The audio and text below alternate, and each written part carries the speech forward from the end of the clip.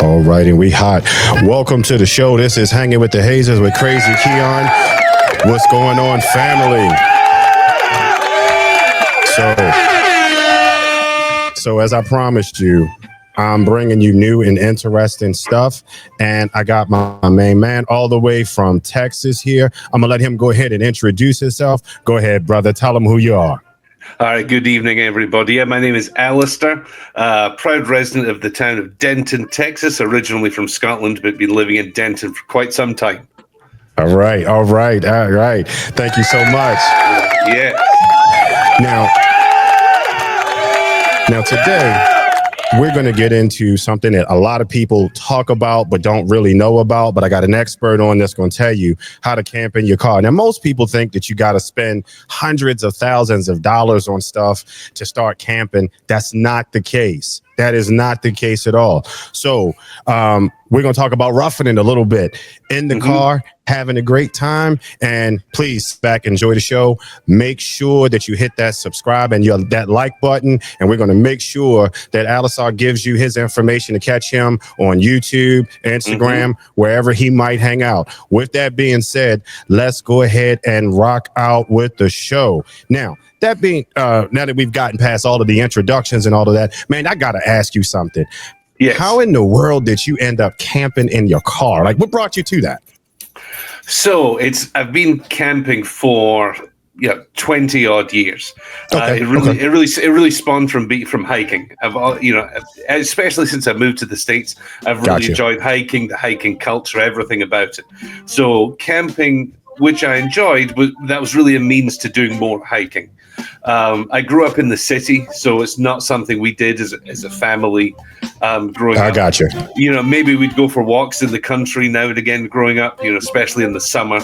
But camping was pretty foreign. Like I said, we were born, lived, raised in the city. So it's just kind of morphed through. I've done it all except for big RVs. I've done the tent, I've done the car, I've done the sleeping on the ground, I've slept in the hammock. The teardrop camper, the pop-up camper. We've done it all in the last year or so. We've really gotten into car camping, and it's been fantastic. I don't know if we'll do anything else. Cool. Now I got to ask you, because like to most people to hear that you're from the city, that's some crazy shit to hear. Oh yeah, we're going to camp in the car. What's the neck of the woods? What's it like? Like if you had to compare it to an American city, what would it be like? So the city I'm from is the city of Glasgow, which is the largest city in Scotland. 700,000, 800,000 people. It's a university city mostly. Camping isn't something that we did. Because like I said, we lived, worked, went to school in the city. So it was when I moved here and the outdoors became a little more accessible, just because of where I lived. That's when all of this really started for me. Got it. Now you say you prefer car camping. What was your experience being like a RV, like a teardrop or something like that? Like what's the biggest differences? So the biggest difference we have found is the ease of it.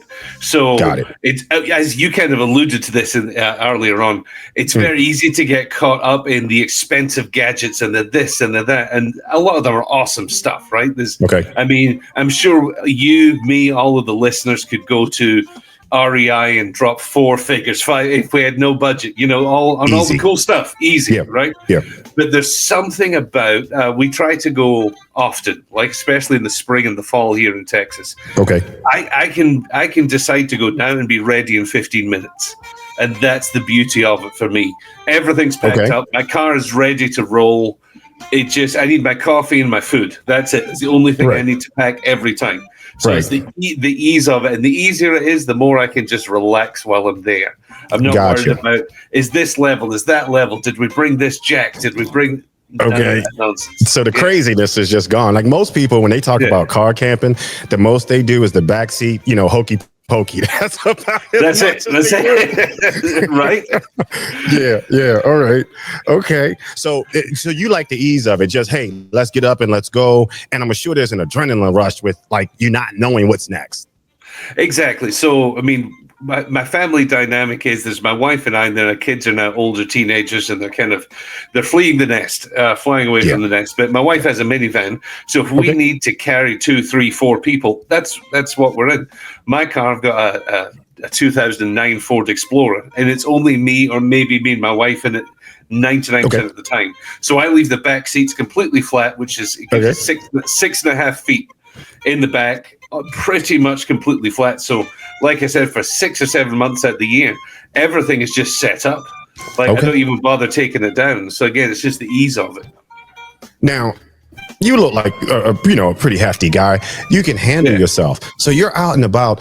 How do you feel about your safety? Because I know that's a lot of people's concern about camping in general. But being in a car, what do you do to make sure that your family is safe, that you're good? So it's a tricky situation, right? Because sometimes I'm in the very, very privileged position. I recognize that I'm just over 6 feet. I'm a bigger, let's be real here, I'm a white guy. There's certain things that I don't have to deal with, right? Right. That's just the reality of life, and I don't like to mess around by tiptoeing around it too much. Yeah, right. So that's just the way it is. I've got a kind of privileged position in a lot of ways. So yeah, I mean, I've thought about that. There's a couple of situations that I've come across, though. I have not come across anyone that's crazy. I mean, a couple of loose cannons, a couple of people that I wouldn't really like to hang around with, but been this Texas, everybody's packing in Texas, right? Right, and this is it. You don't want to cross you don't want to cross people too much. But when was it? About 2-3 years ago, I hiked the Lone Star Trail, which is the longest footpath in Texas. It's 97 miles, and just tent camped along the way. So it was a concern because the path crosses a lot of hunting grounds and hunting trails, and and apparently a lot of the hunters don't really like hikers because they feel they're infringing on their area, all this kind of stuff. So I was hiking right on the edge of hunting season, so I was hoping not to encounter anyone.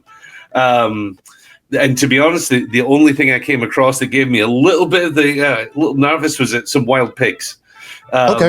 And I kind of couldn't. I knew where they were. I could see stuff rustling around, and you could hear them, but I didn't really get a sight of them. So that was really the thing that got me. But I always carry a knife, and this is going to sound super tame, but it was kind of a real situation. Just 2 weeks ago, I was camping. It's usually me, my wife, and our best friends, the 4 of us go a lot. And there's campers every. And somebody, and that thing was big and looked fierce, like it was ready to eat something. And I stood up and just kind of stood there because, again, I just thought if I kind of imposed myself, and it snarled and at this and at that, and the owner snarled and at this and at that, and the owner, they made a mistake. They allowed their dog to get away, but they called them right back, and the dog ran back. But it was a good little reminder to me that even in places that are pretty safe, you're not exactly in the wilderness, but have that stick handy. Big stick handy, because I wasn't hiking, so I didn't have my hiking poles. But it was a friendly, just a little nudge, something on my shoulder. It was like, all right, don't get too complacent. I can only imagine.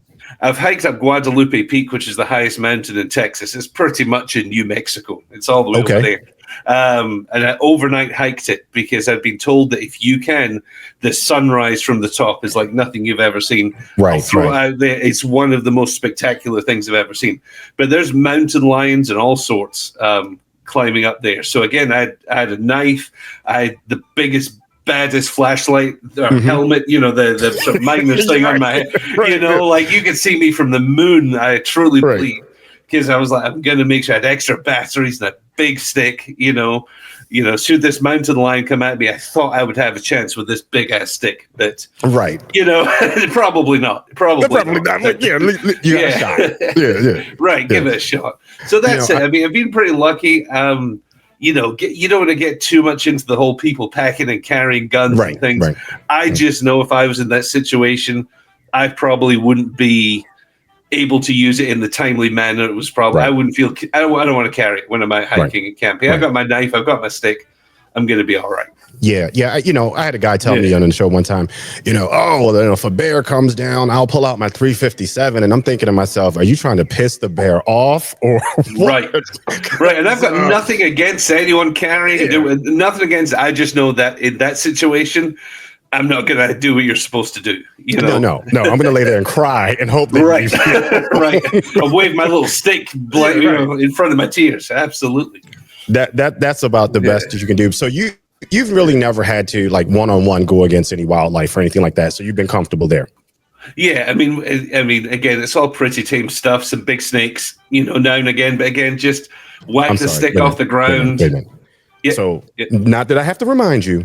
Right. But you said snakes, and a lot of my listeners are black. We don't do snakes. Right. Oh, yeah. What kind of snakes we talking about? So we'll get into that in a bit. Okay. I'll remind you that we'll take the melanin out of the equation. I'm from Scotland. We have grass snakes, and that's it. So I don't do snakes either. Okay. All right. They terrify me.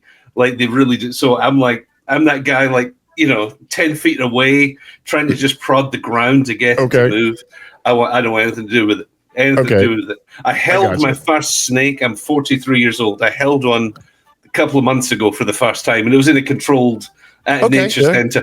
I'm a teacher, so we took a field trip there, and all the kids were holding it, and I was like, well, you have to, There's parents taking pictures. I'm like, all right. And you've never heard the end of it from them kids. They'd rag the rest of the year. I'd rather get bitten by the snake than live with that ridicule, Yeah. So held on to the snake. It's 2 or 3 feet long, and I'm like, I'm good now. I'm good. Right. You can have that back. Yeah. I didn't. Yeah, I'm good. Yeah, but we'll get into the snake thing in a bit because I've got a couple of thoughts on that. I'll save them for you later. Okay, no problem. Now, I got a quick question. So when you're out and about and you're, up in the mountains and things like that, how do you stay in touch with the world? Now, we have a 40-foot motorhome. So we got the internet thing happening. All that. How do you stay in touch with the world when you're that far out in off the grid, no man's land? So I found that I tend to over-prepare for these things. I've kind of scaled back a little bit. But it's easier and easier. I swear, every iPhone update, every this, every that, it seems to somehow become easier and easier. My main concern is always if I'm going by myself. So my wife is awesome. She knows that once or twice a year, I'm probably going to take off for a week and do a multi-day hiking trip. Right. I did part of the Appalachian Trail last year, did the Lone Star Trail before. I went home back to Scotland, and she and I actually did a thing called the West Highland Way, which is a 100-mile hiking trip. But if I'm without her, as long as she knows and my kids know where I am, I've never been in the situation, maybe I've just not been remote enough, where I haven't got a signal at some point over the next couple of days, or, over a day or two, I got you. Now, I will say that, so the Appalachian Trail, I did the New Jersey section last October. My in-laws are up there, so I went and visited them and then hiked 100 miles or so. But it was my first time to try this new thing. I think it might be on all cell phone providers. It might not be, but on AT&T, if you've got no bars, no service, if you can get a clear shot of the sky, it will tell you where there's a satellite, and you can point your phone at the satellite and it will lock on, and you can send just a text message back. That's it. No, you're not Facebooking, you're not YouTubing, you're not sending pictures. But it's a really cool update. So it's kind of gotten rid of the the Garmin things people would strap on their backpacks, Skylink or something, whatever they're called. Right.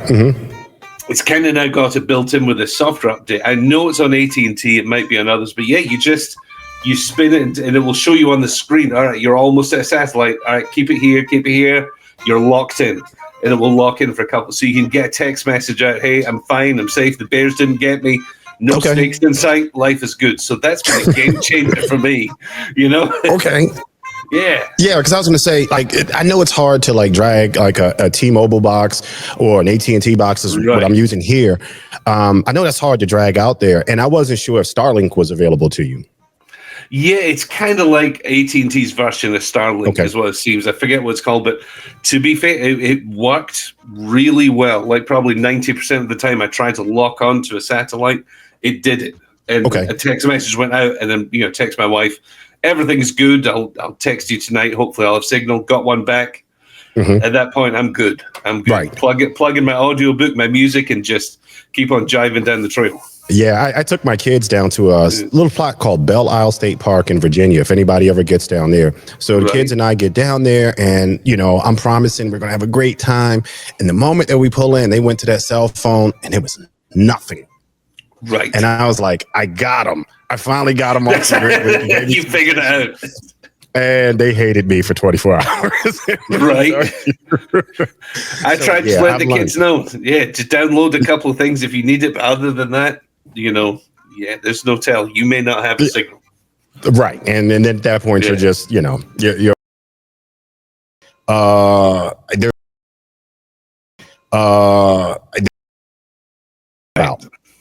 So the way I see it, I've got two fears. Okay. I was thinking about this. We had some normal stuff, but nothing really. But I have a healthy fear of snakes. Mm-hmm. This is what I was going to get to.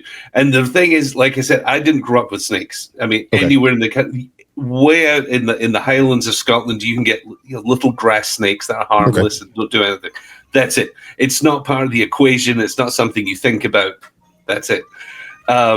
So moving to Texas, especially my first couple of summers, we had to go out on the trail or on my bike because it was hot. And there's these things like bits of rope lying across the trail, sunning themselves. And it's terrifying, It's like it's a huge fear of the unknown. Plus, I'm very aware if I do know, you're still going to be scared. It's kind of twofold. Yeah. So I don't do them. Like I've got no interest, and I think the fear part is I need to learn about them because I've got no idea really what a poisonous snake. You hear all that red on yellow kills a fell, all that stuff. Mm-hmm. I don't know what's true and what's not. But I've kind of got the fear of finding out, but I think I need to do it, Yeah, so where we are in sort of Western Maryland, we have our fair share of snakes of various kinds. Most of them keep down our rodent population, so we cool with them being there. At least I am. We do have some venomous stuff. We got timber rattlesnakes. We got a few copperheads out there, and they're relatively identifiable. If you see a tail going up doing like this, that's pretty much like teeth that you don't want to deal with. Or if you see something on the ground that has little Hershey kisses across the back, that's probably a copperhead. Just let them be. And that's usually what I try to tell my kids. We've had to move a couple from around the campsite, in the last couple of years, but nothing major like that. But most people, man, as soon as they start hearing, rustling in the grass and it looks like it's moving and it's not a stick, they're out of there. That's it. I'm done. I don't need to find out. I'd rather not know. I'm good. I might be a big guy, but that would make me move. I'm telling you now. That's it. Yeah. But that's one of the two fears. The other one, it's a weird. It's not like getting lost. Like I've gotten lost on trails, but I've got a little story I thought I'd tell you. Okay. And this ties into a fear, guns in Texas, the whole thing. We're covering all the bases with it. Right. So 2 years ago, I did the Lone Star Trail, like I said, and I was hiking through, and there was a prescribed burn. And I waited, and I was like, should I go around it? What do I do? It'd obviously been done. There was nobody around. A guy came through the other way, and he said, it's actually fine. The signs are still up. Nothing's burning. You're fine. Right. So, all right, no big deal. But, of course, he was coming this way. So I went this way, and there was no signs at all. And I ended up in the middle of the forest. Stuff is smoldering. Wow. It's 4 o'clock in the afternoon. I can barely get a signal on my phone. I'm kind of running a little low on water. Right. I've got a Sawyer filter, but the water I found was muddy. Right. And I started to get that kind of panicky feeling, like because I didn't know what Plan B was going to be. Okay. At this point, because I'd lost the trail. At this point, I'd lost the trail. Hadn't seen anyone in hours. I'm in the middle of what's called the Sam Houston Forest, which is it's about 100 miles north of Houston. What do you do at this point? Right. So I managed to get a signal on my phone and just saw that there was a county road through the forest. So I walked 300 or 400 yards just straight through the forest.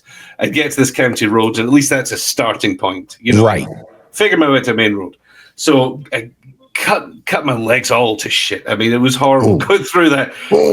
Get out to the main road. I mean, all kinds of thorns and thickets. I get out to that county road, really. And I just sit down for a minute, and I'm like, all right, let's regather my thoughts here. Right. I know that I'm going to go this way. It's a couple of miles, and then it looks like a busier road. Right. But this is just a dirt road. So I'm sitting there, and this car starts driving down the county road. I'm like, oh, this could go one of two ways. And again, I've got my hiking sticks and not much else. But it was a deliverance kind of moment. Okay. And then I noticed that it's a sheriff. Oh, okay. All right. Okay. All right. We're getting somewhere. But I'm still kind of in my ignorant Scottish brain. I kind of stand up and wave at them. And they hop out, guns over the door, and they're like, hands where we can see him, put your bag down, blah, blah, blah. What's going on? So, of course, I do that. And they come over, they're like, what are you doing out here? Long story short, they didn't realize there was a hiking trail just through the woods. That was the first thing. And they knew it wasn't quite hunting season. So they're like, we don't see anybody here. And they kind of calmed down and they were like, what's your plan? I'm like, well, I'm going to try and get to this campsite. But I'm going to have to go up to the road because of this barn and this, that, and the other. And they said, we're going to take you. We're sorry. I hope you can understand that we were driving down in this road in the middle of nowhere. And here comes this big guy kind of standing in the middle of the road. We had to. No, I mean, I'm still kind of pissed off. I'm still kind of angry. But you're offering to let me hop in the back of the SUV, right? And take me to the campsite and make sure, do you need water? Do you need to go to the store? But it was funny because I said, I don't need anything. The campsite would be, thank you. Right. And they said, well, here's the deal. We can take you, but we need to sit here first because there's been a rash of travel trailers being stolen in the area. And we've just found out where they've been hiding them in the woods. And there's a couple of tow trucks coming to get them. You gotta be kidding me. And then I'm like, what? He's like, we just need to sit here and witness the tow truck taking them away. That's it. There's nobody around. It was hidden behind trees on this empty lot. That was it. So, I mean, you couldn't write this stuff, So somebody was actually stealing travel trailers and sticking them in the middle of the woods. In the middle of the woods outside of Huntsville, Texas, which is it's a big prison down there. So they're playing a fast and loose with this because I guess they were trying to go. Right. And we saw them take 3 or 4 away, and he was like, all right, that's it. We're done. We'll take you to the campsite. And they dropped me off at the main door, and they were really, really nice in the end. So I choose to just focus on that part of it rather than the fact that over the door. Guns in my face. yeah. I didn't need that, So that put a bit of the fear in me. I was like, all right, try to make sure I never get in that situation again. Because you don't know who you're going to stumble across. So, like I said, I've done a few long, 100-mile hikes since then. But that's in the back of my mind now that, it was okay. And I don't think I was ever in any real danger. But I also got a little bit lucky in the end. I got a little bit of luck. So that's not always going to happen. I got to be honest with you. You take the cake. I've never had a situation like that happen. We've gotten turned around before. I think I've had to back this up in a state park where it was just tight, but people came out and helped. But nothing like the sheriff coming like that. Like you handled that very well. I would have been livid. Right. And I think it was just afterwards, in the moment you can just be caught up in it. And afterwards I was like, man, they shouldn't have done that. But on the other hand, I kept trying to see the good in people. So I was like, well, maybe, they're pulling these trailers away and maybe they didn't know I didn't have something to do with that. Exactly. Yeah. And again, we are in rural Texas at this point. And here comes this guy walking towards the police officers with a big backpack. They don't know. They didn't know. So, you hit the nail on the head. You try to see the good in everybody, and there's learning lessons in everything. And like you said, now be careful hiking through the woods and absolutely trailers and stick there. You never know what's lurking around the corner. It was something else. That was it. Yeah, it was a crazy. I met several. It's not a busy trail. They estimate a couple of hundred people a year, maybe walking end to end. But I met several. Why they can have a little, okay. Yeah, they didn't even know it was there. It's truly like only hikers really know this hiking trail is there. And I think that's the scary part. You're the sheriff and you don't know it's there. Right. I mean, so I kind of showed him the map, and I was like, "Look, it's right. It's on Google Maps. Here's a paper map." But it was kind of awesome.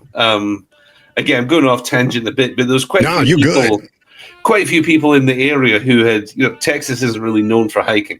So those people who'd gone to the Appalachian Trail, they'd gone to the CDT, the PCT out west, but they lived in the area. So it was weird. There was quite a reasonable abundance of trail angels. Like we found all kinds of water caches and people saying, we'll come pick you up, deliver you where you want. And all we ask is, if you can pay for gas, $5, $10, it puts in the air. But if not, we're doing this simply for the love of hiking and spreading some joy. Like, don't worry about it. So there was a weird kind of, in the middle of Texas, and there was still this hiking community, Right. Like-minded people and some people who couldn't hike because, maybe they had an injury or their age or their job. So this is their way of connecting with the outdoors community. Got it. I was like, that's kind of cool. Yeah, that is really cool.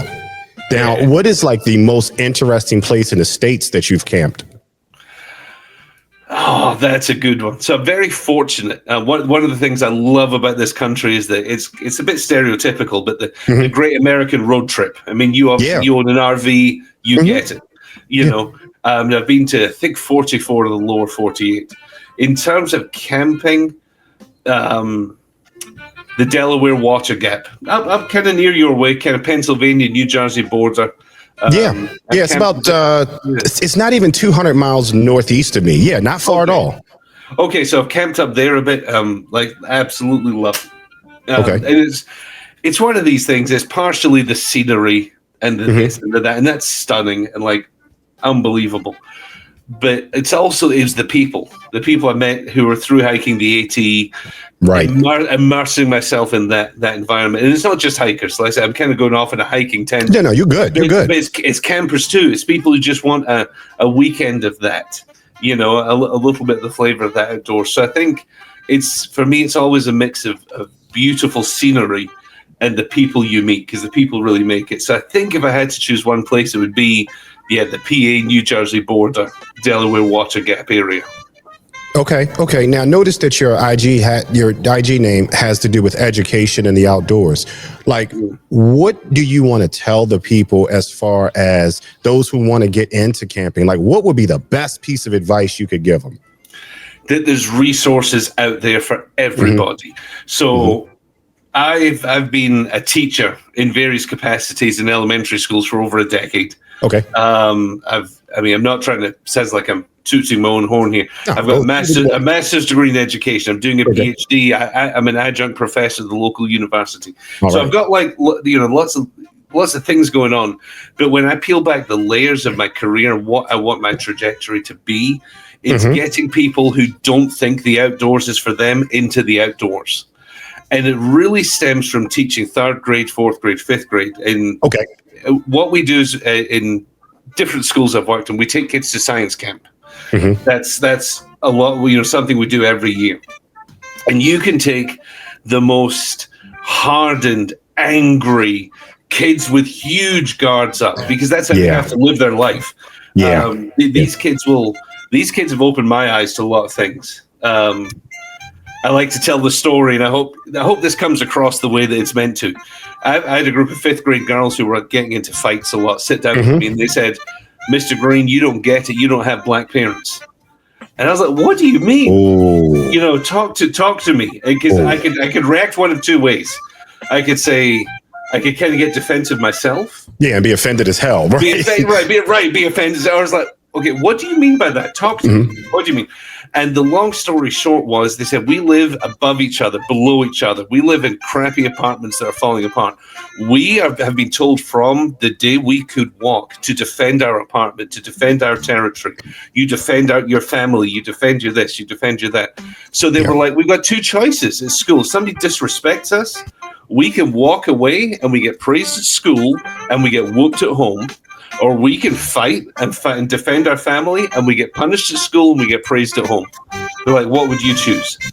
And I go home and my brain is just wow, And that's wow. Yeah. So I was like, thank you for being vulnerable with me here, because their perception, of course, at 7, 8, 9 years old is that, you know, their world is very narrow. They don't travel. They don't go on vacation. They just see. And again, I'm using their language here, so I hope this comes across as intended. No, man, this is say it how you want to say it. We're good. Okay, good. You know, they see the apartments are full of people of color, and the white people live in the houses half a mile down the road. That's their reality. Whether it's true or not doesn't really matter, because that's what they see. So that's what me as an educator I've got to work with here. So we take these kids to science camp. It's about an hour and a half's drive west of where we are, in the middle of nowhere. And it's almost, obviously it's not literal, but it's as close to literally seeing things just shed away as it can be without actually being real. These kids who are hard as nails are just playing with sticks and leaves and chasing each other around, and you hear them laugh, and it's like, you don't see them laugh. They're being kids. They're being kids, and all it is being released from that environment, that pressure, that more urban environment. They can just they're looking at sticks and having fun, and it's like, man, that was life-changing for me. You know, you see this different side, this softer side of who they really are, when they don't have all the weights and the pressures that they shouldn't have as kids. So that's my thing. Yeah, I'm in education, I'm a teacher, but I love the outdoors, not just because I like being in the outdoors, it's because I've seen the impact that simplicity of being outdoors can have on these kids. Right. So we have state parks up the road from us. At 10, 15 miles, we have 2 nice state parks. Okay. And it's like, I'm trying to do everything I can to encourage these kids who may not have ever been there. Just go up there. $7 for your carload, however many people are in your car. Right. I can get you a pass if you need it. If $7 is nothing to some people, it's a lot to others. I get it. I'll get you a pass just to go out for the day, because the outdoors are for everybody. Right. And it warms my heart when I see people of different cultures, different backgrounds, you know, up there at the campsites, because that's what it's really all about. It's a great leveler. You know, everyone's up there just to be in nature, enjoy each other, sit around a campfire, and that's it. That's what I want for these kids, and it's quite nice at 43 years old to I figured this out, you know, a little while ago. This is what I want to do with my life, and that's my North Star. It may be teaching other teachers in college.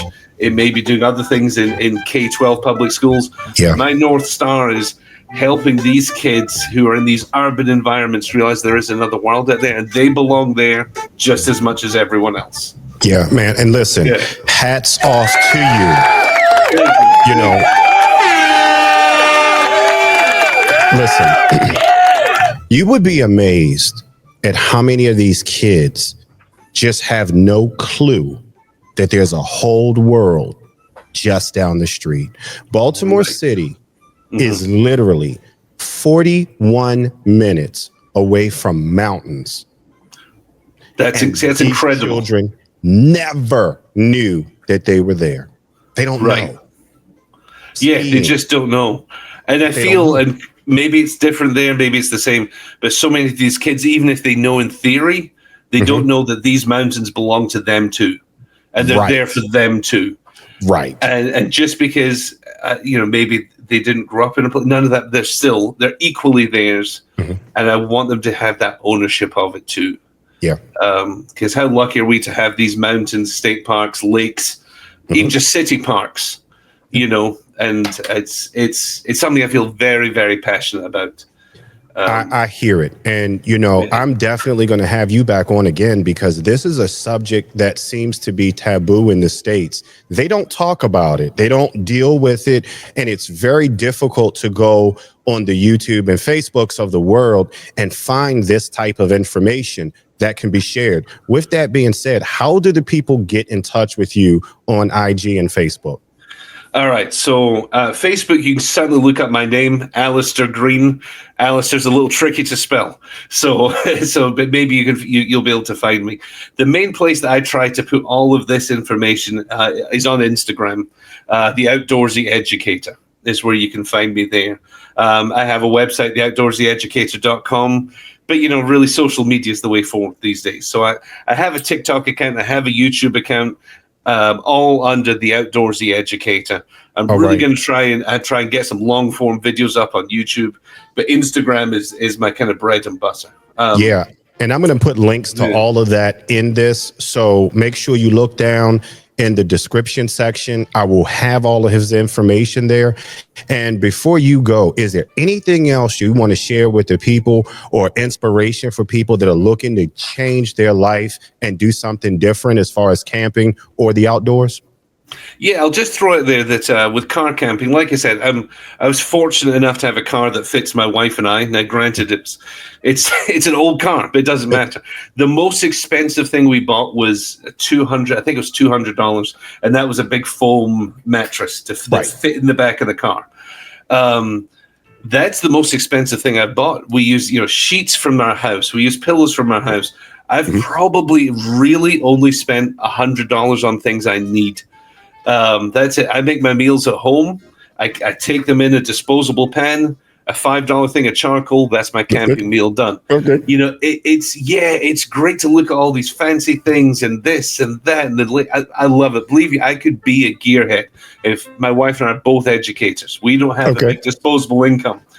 I could, if I had that kind of cam all over it, I would throw my morals to the wind and start buying all that'd be a retail whore. I'd buy all that stuff. Piled up all the lanterns, all of it. But actually, none of it improves my experience, really. It's being with my friends. It's being with the people that I love. And we started taking friends out recently who had done a little camping, but not much.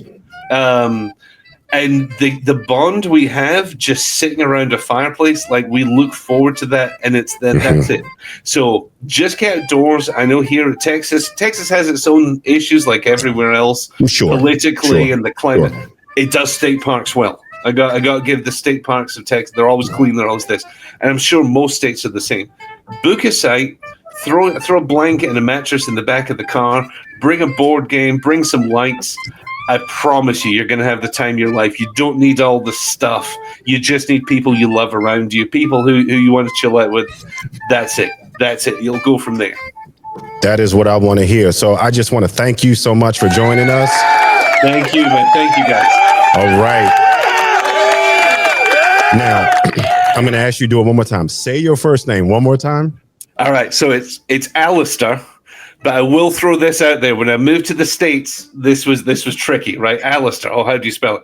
So I started going by Al Green, which now gets everybody going. You're right. And now all I hear is, you know all the stuff. So I often go by Al Green, and I love it because you can tell the people that have a little flavor in their life because the fingers start snapping, and then there's people who are standing there going, "What the hell's going on?" Like, these guys know, they get it. So, well, Al, thank you. Thank you, man. Thank you so much, man. I appreciate it. It's been a heck of a time, and for those who out there, like I said, I'll put all his information in the description. Awesome. Make sure you check him out. This is another episode of Hanging with the Hazes Uncensored, where we talk real. We say what we mean, and most importantly, we mean what we say. If there's anything that you take from this episode, reach one, teach one, because that is how we get it done. Thank you again so much, my friend. It's been a pleasure. We're going to go ahead and rock out as we usually do. Y'all know where to find me. Make sure that you hit that like button. Make sure that you hit that subscribe button. Make sure that you hang out with us because we got some good stuff coming. Promise to have him back again. Say how to do, my friend. All right. Thank you, guys.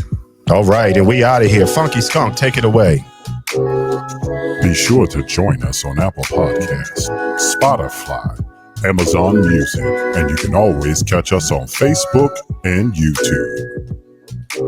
Hanging with the Hazes.